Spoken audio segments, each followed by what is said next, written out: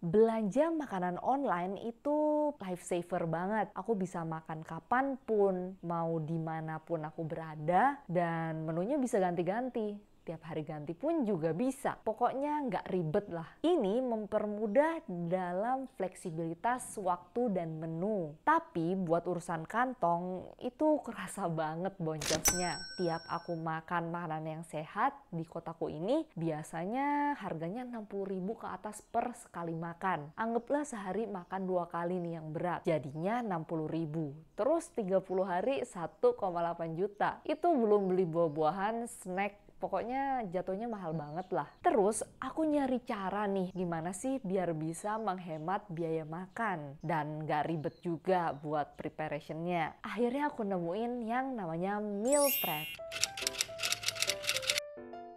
Meal prep ini bisa bikin aku jauh lebih hemat dan makanannya pun bisa jauh lebih bergizi dibanding sebelumnya. Di video kali ini aku pengen sharing cara aku nge-meal prep tiap harinya yang bisa menghemat biaya makan bulananku. Oke, langsung aja ke poin yang pertama.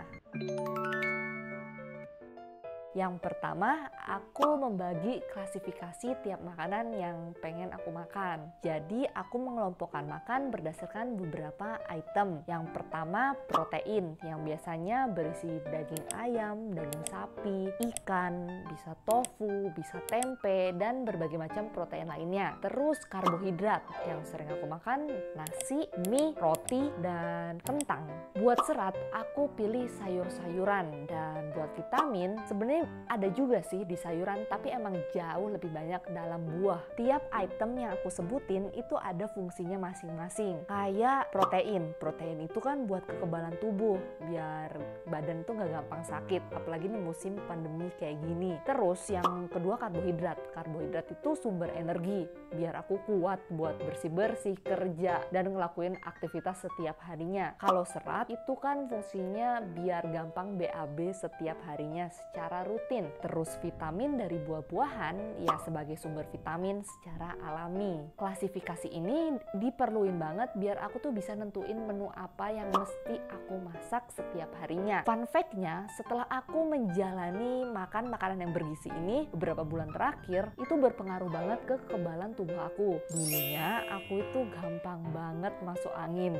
Jadi masuk angin ini kan emang penyakit orang Indonesia. Dikit-dikit gak enak badan bilangnya masuk angin. Nah, karena makan sehat, jangka waktu dari seminggu ini berubah jadi 3 minggu atau per 1 bulan sekali. Jadi emang efek dari makanan sehat itu akan bisa cepet dirasakan buat tubuh.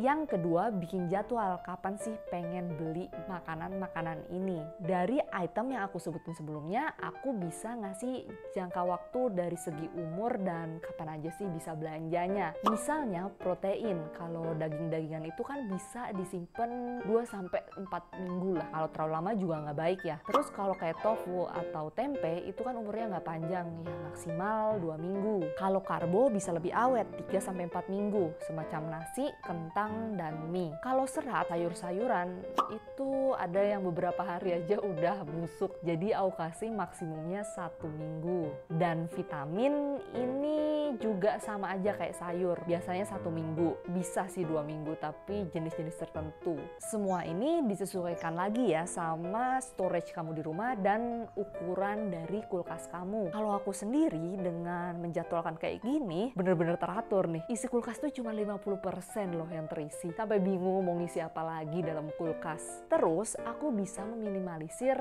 kapan sih aku perlu ke pasar atau ke supermarket buat beli makanan. Jadinya nggak ada waktu dan makanan yang terbuang percuma, apalagi kalau karena busuk. Yang ketiga, rencanakan menu yang diinginkan. Setelah aku paham gambaran umum dari makanan yang akan aku beli, aku jadi bisa mengatur menu apa sih yang bisa aku makan waktu itu. Misalnya dari Senin ke Senin lagi. Biasanya sih aku ngaturnya per 14 hari. Dalam 14 hari ini, itu ada aja menu yang berulang. Nggak mesti beda-beda terus setiap harinya. Kan bukan restoran. Misalnya ayam panggang. ini bisa 2-3 kali makan dalam 14 hari. Jadi di total dalam 14 hari ini ada 3-4 menu yang berulang. Ini aku lakuin biar aku tuh nggak perlu belanja dengan item yang terlalu banyak yang berakhir nggak kemakan dan busuk. Oh iya, buat menu ini aku juga ada kesepakatan sama anggota keluarga, yang mana di sini tuh adalah suami aku. Jadi sebelum aku bikin 14 menu ini, aku tuh nanya dulu ke suami aku, ada request nggak di 14 hari ini? Kalau nggak ada, berarti menurut aku ya menunya apa. Terus aku tunjukin ke suamiku, kalau udah ACC oke deh, berarti jangan sampai waktu H-2, H-1 aku mesti ngubah menunya, yang mana ini juga nyulitin karena aku mesti belanja lagi di luar kebutuhan yang 14 hari itu.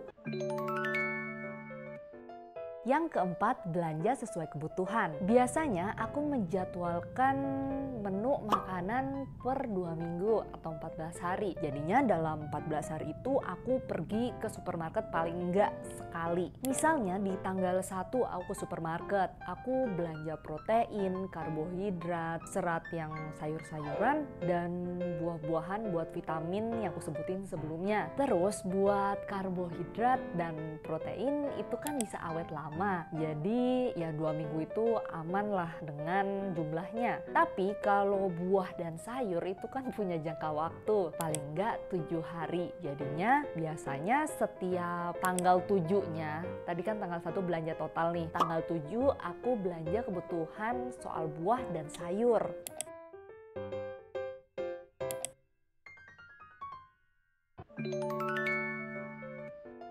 Yang kelima, masak. Ada masa-masa waktu aku perlu masak 2-3 kali dalam sehari. Itu rasanya waktuku tuh habis cuman buat masak.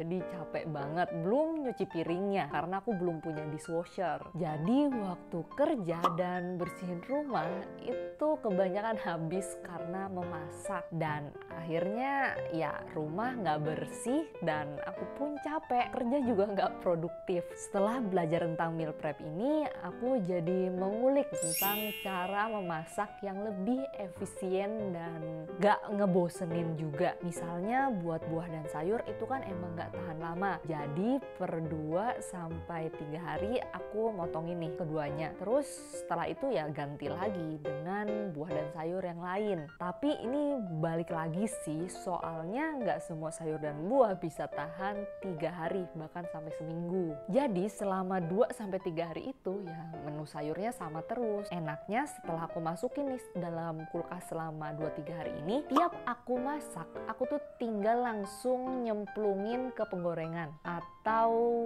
aku rebus.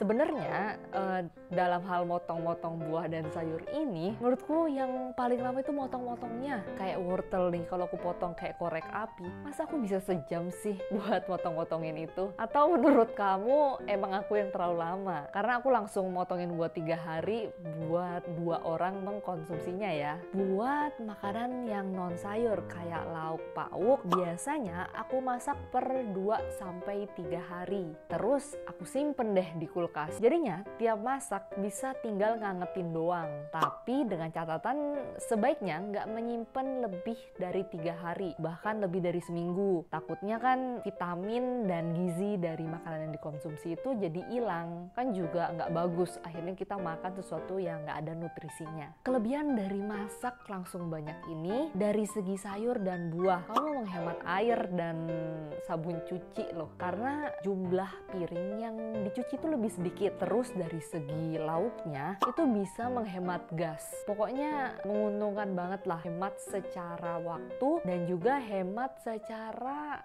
air dan gas.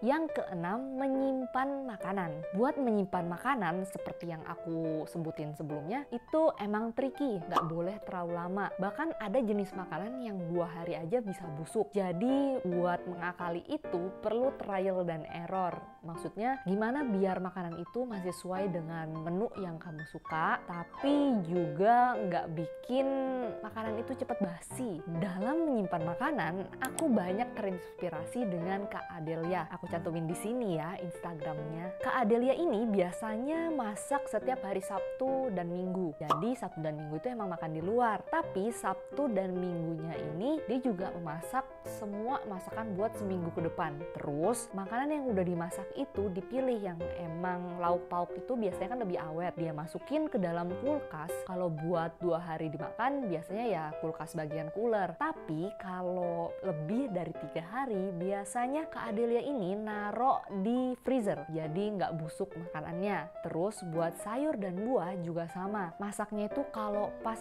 hari itu mau dimakan, karena emang buah dan sayur itu kan tricky ya, soalnya gampang busuk. Kalau bumbu itu bisa ditaruh di freezer dan tahan lama sampai bulanan bahkan. Terus buat buah, biasanya buah-buah yang awet itu kayak nanas, itu bisa loh aku simpen sampai 3 hari, karena kan nggak mungkin ya nanas yang segede itu aku bisa makan habis dalam waktu sehari. Oh iya, selain itu aku juga nyimpen nasi di kulkas. Jadi waktu aku masak nasi itu langsung banyak lah buat beberapa hari. Terus habis mateng, udah deh aku cabut dari rice cooker, yang mana itu juga presto listrikku. Masukin ke dalam wadah, terus nunggu dingin, dan aku masukin ke kulkas. Kalau makannya lebih lama, aku taruh di freezer. Tapi sebagai catatan, kalau berhari-hari itu tetap nggak baik ya. Jadi baiknya itu nggak lebih dari 3 hari. Terus pas mau makan, jadi tinggal diangetin.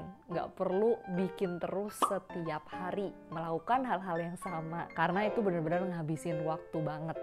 Jadi itu semua adalah tips meal prep dari aku dan dari sumber yang aku pelajarin. Nah, kamu termasuk orang yang sering makan makanan online atau cenderung milih buat meal prep di rumah? Boleh banget buat komen di bawah biar bisa menginspirasi teman-teman yang lain yang pengen menghemat juga dalam belanja makanan. Kalau kamu ngerasa postinganku bermanfaat, jangan lupa kamu klik like button dan share video ini ke teman-teman kamu. Thank you for watching. See you in my next videos.